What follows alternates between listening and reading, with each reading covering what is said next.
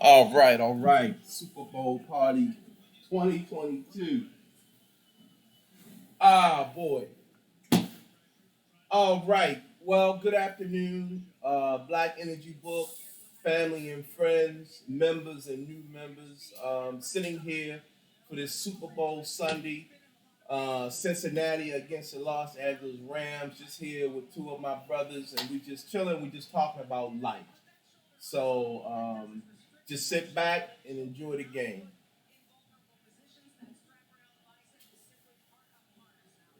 Amazing me how he came back to get some money. Who's that? Eric Weddle was at home watching football out of the league for a year. Uh-huh. Two of the safeties go down for the Rams, Uh-huh. and they pick him up Yeah. and bring him back in the game. Uh-huh. It's incredible. Mm-hmm. Yeah, man. Yeah. Yeah, I'm just gonna move this over here because I'm actually using this microphone here. So if you actually want to see what it looks like, it's right there. Ah. I think the Rams gonna blow them out. Hold on, what's the score now? 7-3. Rams gonna blow them out, man. I don't know how you can stop them. They got so many people. They got so many people. Who was it that we beat? That the Ravens beat? I think it was the Rams where they were about to lose and they got a fumble. I think it was the Rams. I know don't we beat the remember. Rams. I know we beat the Rams. I know one What, the thing. year y'all won the Super Bowl? No, this year. Okay. This season. I was expecting for the Ravens to do a lot better than they did this year. I will say that. The thing that hurt them is that Lamar got hurt. Yeah. Yeah, when you lose the key person, it impacts the whole game. Because like Matthew Stafford, Mm-hmm. he's been slaying the ball for 11, 12 years, but he's been in Detroit, so it hasn't ever mattered. But this year he's on the team and he's in the Super Bowl. It speaks so much to just like almost what Tom Brady did. Tom Brady was a staple in New England. So y'all gotta forgive me. Like who are the star players on these teams that I should take note of? Okay. Quarterback for the Rams is Matthew Stafford. Mm-hmm. That's their best defensive player, or probably the best player on their team, Donald Arnold. Mm-hmm. What is his name?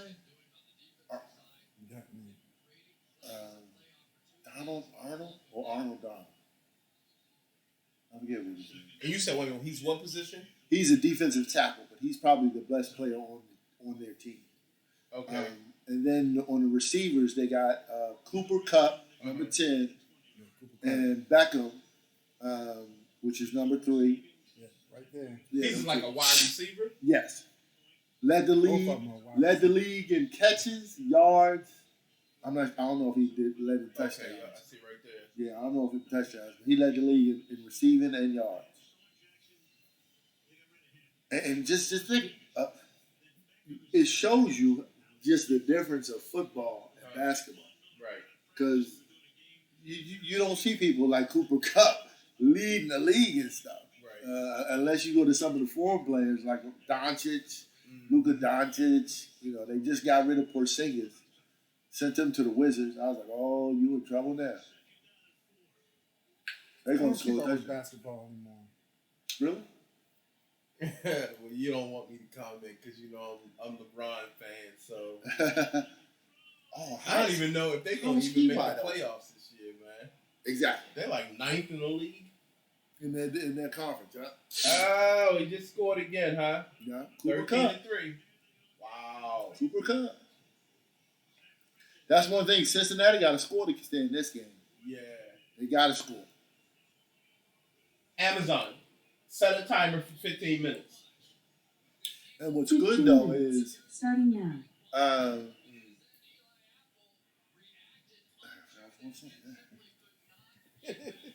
Don't get mad.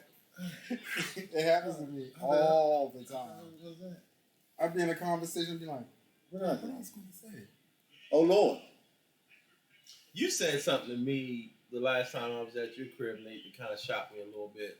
We was talking about kind of engineering and keeping up with the young kids. Mm-hmm.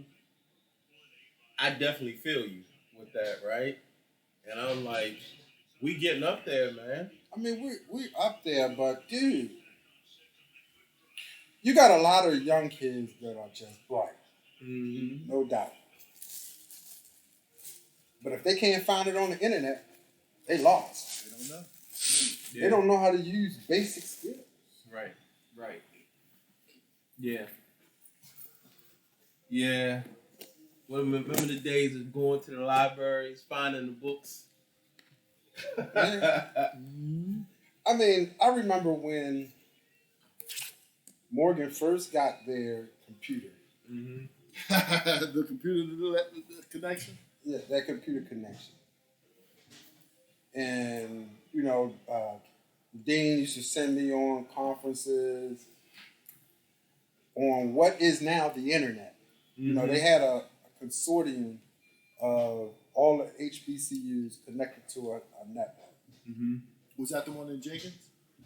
No, that's the one in Jenkins. Yeah. And I remember Doc used to say, "Yeah, Nate, I need you to hook my stuff up so I can, you know, send content to the kids, so I don't have to be in the classroom." And now look what you got. And that was in the 80s, the mid 80s. That was in the mid '80s, the mid to late '80s. Mm-hmm. Yeah. I wish my butt would have stayed in it. What years did the World Wide Web really start to take off? Was it in the late 80s or early 90s? Mid '90s. The mid 90s. Yeah. And see, that was my time when I was really out of it. So I don't even have a lot of memory of it being like a big deal at the time. I do remember when we were talking about when the cell phones were like very large, Yeah. and we went from that stage where they were so large and they start shrinking down. Oh man, just that whole technology. I remember my dad had that long cell phone he had it in his car. Mm. Yeah, it was more of a satellite phone. Let me use the restroom. Yeah. Yeah, I remember the lab on Jenkins when that first started. And you had like email accounts and people could send you messages. And I was like, oh man, this is nice. But to imagine where it's gotten to today is Absolutely. incredible. Absolutely. First it was that, then it was America Online. Yup. AOL. Then after that, it just took off. And I look at it. I remember the first day the dean came in, and he was in front of. And we was in the auditorium in Jenkins, and he's jumping up on the table talking about, you know, how technology was changing in his time, where he was alive, where, you know, the big jets weren't there yet. You know, it was only black and white TV. Now look, we got TV in the palm of our hand. Yep.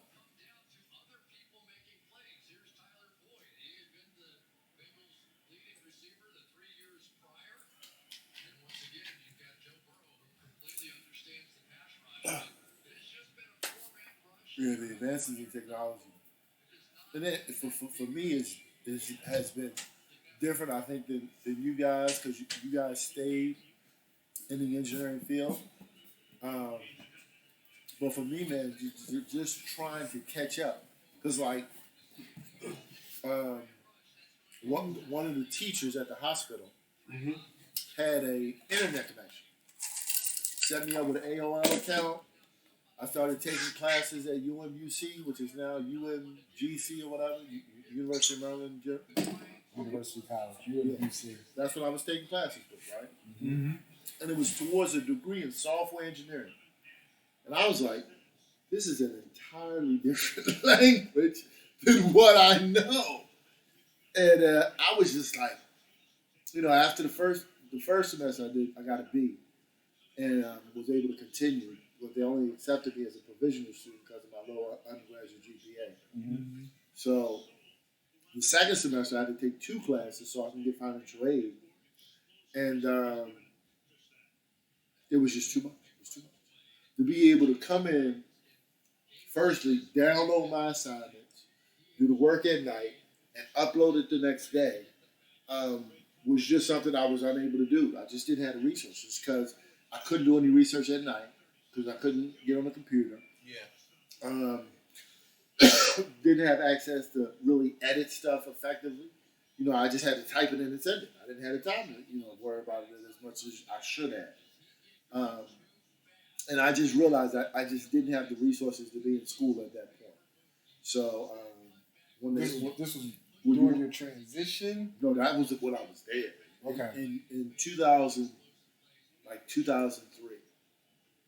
I was still on. In fact, I was still on maximum security. So I mean, but you were an engineer though. So with that said, do you feel like brothers nowadays, these young cats, they could, without college, without pursuing a degree in engineering and computer science, make a living in software? In software? In software. Absolutely. You think Absolutely. Well, okay, but what about the brothers who have dropped out of school? Or we're going to get them their GED at least, right? Mm-hmm. But the ones who can't even do simple multiplication or division, they're done. how are they going to do software? No, you can't. You have to at least have reasoning skills because you're developing algorithms. Yeah. You're developing problem solving ways. Mm-hmm. You can't do that without at least fundamental skill sets in math. I mean, I think it would be nice if they have an interest for it, for them to at least to start indulging in it, start learning the fundamentals of programming, of code, and then alongside of that, take like the fundamental classes they need with the algebra, math, or whatever it is, so that they can understand algorithms. Let me take a step back from that statement. If you got a desire to do something, you're going to learn how to do it. Right. Yeah, that's right. I don't care. You could be a dropout.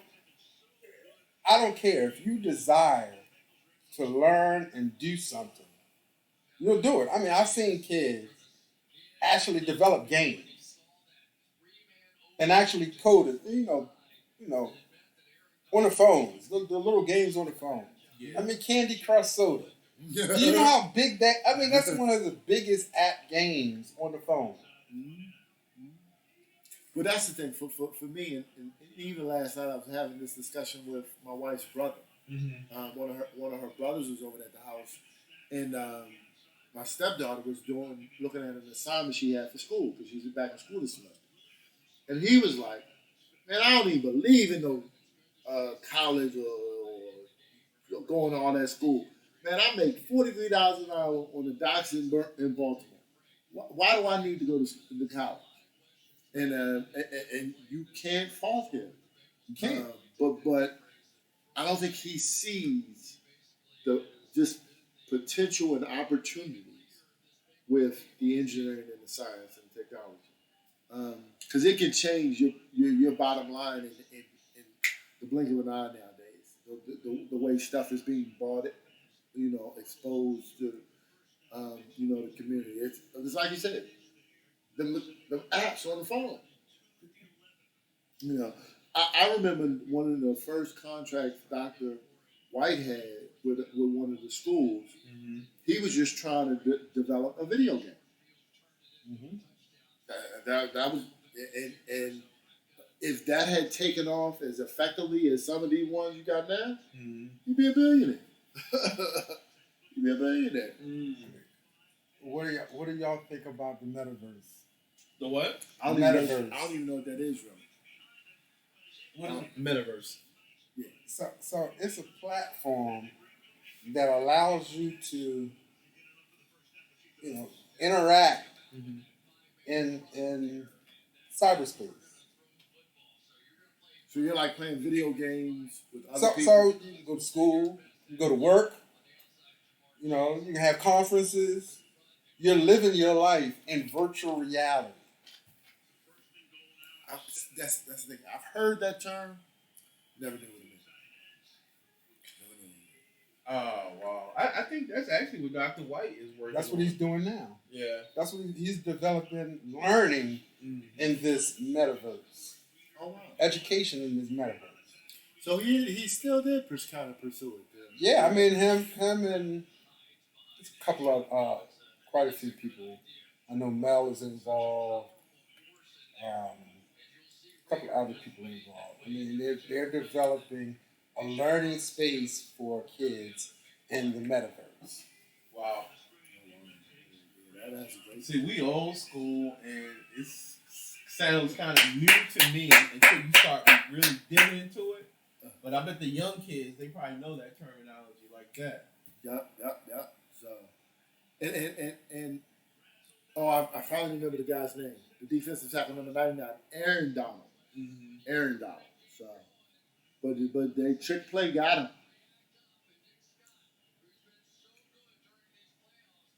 Nice play. Yeah, touchdown. Well, I can tell y'all one of the things that's also been bothering me is because I feel like I haven't done enough to give back. I mean, I can start with my son, right? That's a whole nother subject, but there's a whole list of young kids out here that I feel like need our help, need my help, and I haven't reached back enough. And I feel you, Reg, but spending a lot of time with Dr. White in terms of going out and trying to educate young brothers and sisters. I'm even going to take a step back and just look at half of that. Young brothers, because sisters are killing the game. Sisters are I mean, in my community, let me see, I got 1, 2, 3, 4, and then each one of those, you got 1, 2, 3, 4, 5. So 5, 10, 15, 20, 25, 30, 35, 40 homes that they got up. And I can tell you now, over 50% of them, probably over 75% of them, are owned by single African American females. Yeah, they are killing They're killing the game. You know, and I watched this guy on YouTube. His name is Kevin Samuels. He's talking about how the modern African American female has more masculine value, masculine characteristics. You know, and he's like, you know, they spend all this time having fun in their teens and 20s, and now that they hit that danger zone, you know, they're looking for high value men, right? And they can't seem to find high value men that accept them because they don't have the submissive qualities. They're bringing in kids from the Pookies and stuff like that. I die laughing when they say that, but I could definitely understand it. Yeah. You know. And the thing for me, man, and that was one thing I really appreciated at Morgan, was working with some of the summer programs. Yeah. You know, the Earthwatch program.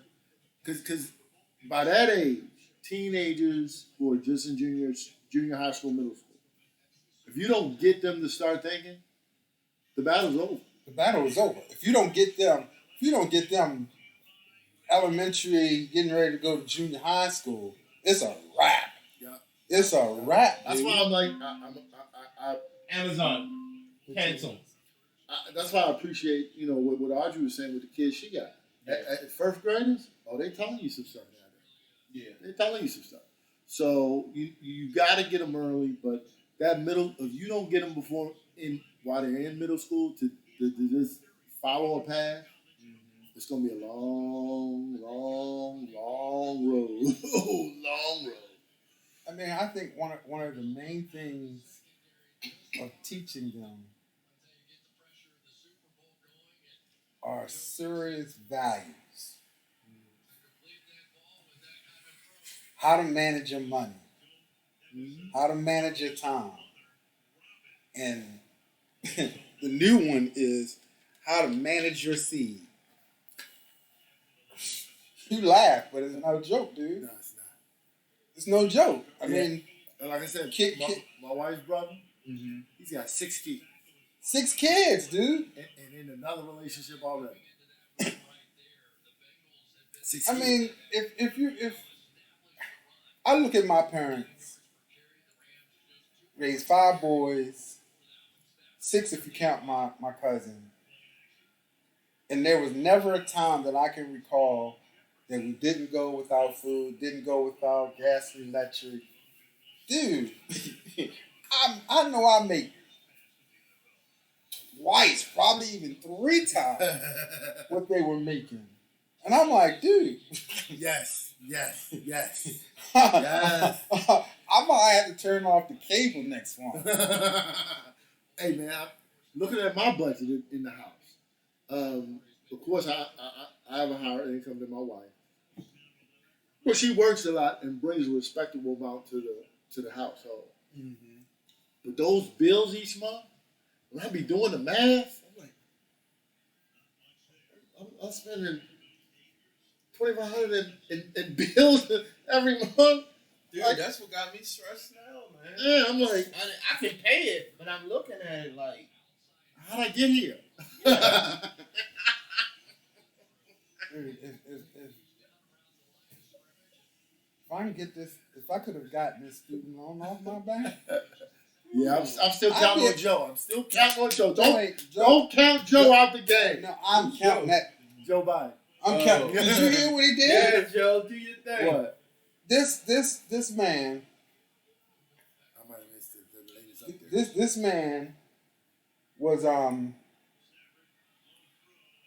he went to court to have them see if they could discharge his student loans because he has epilepsy and he can never keep a job.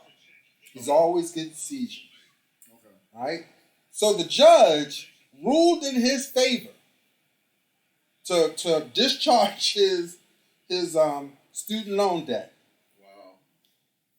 And Biden's administration has issued appeals to overturn his decision. Wow, that's crazy. So these phone calls that I get about the student loan forgiveness, is it real? You do your It's homework. real, but it depends upon which program you sign up for. Do your due diligence before you sign up for any of those programs. Right. Exactly. Make sure that they are legitimately associated Yeah. with Sally Mae or whatever loan association you with. Yeah. And that's the thing. For my job at a government agency in the inner city, I qualify.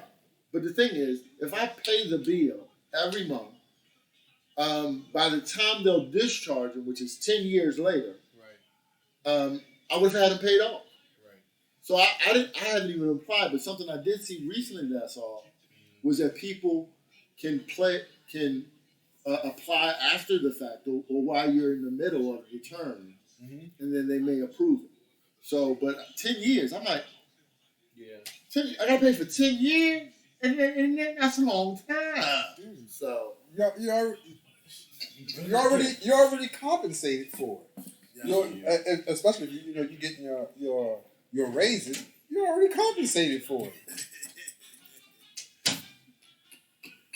It don't help.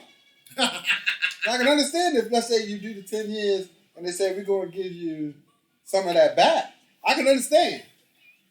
But dude, what irritates me, and I'm gonna speak from the hip, John. Okay. So I bust my butt to try to do the right thing. Okay? And these knuckleheads won't give me a break.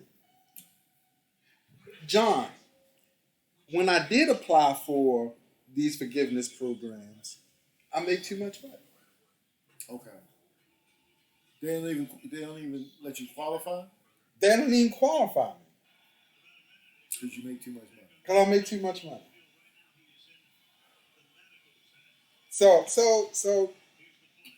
I gave you that preference because it gets in my craw when you told me that they discharged your student loans from Morgan.